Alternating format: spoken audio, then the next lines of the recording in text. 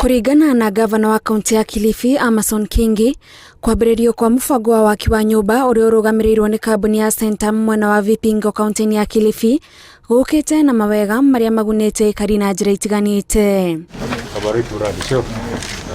Gavana Kingi augĩte wĩra wa thirikari nĩ kwarĩra mĩtaratara mĩagĩrĩru ya gũteithĩrĩria kambuni kĩũmbe gũtwarithia na mbere tabarĩra ta ici nĩguo mahote gũkinyanĩria imwe ya mibango ya thirikari kũrĩ mũingĩ. Immediately we approved this particular project, and when we started the implementation of this project, we've had quite a number of investors coming in wanting to put their investments along this corridor. Why?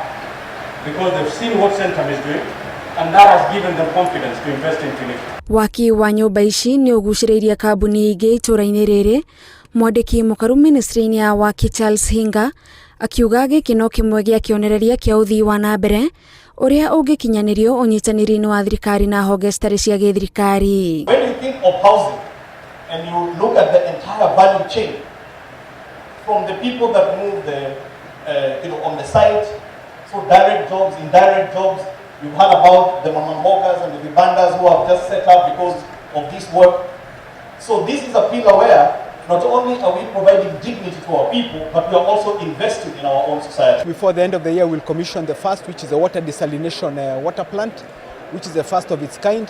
Phase 1 of that water desalination water plant is 1.5 million liters.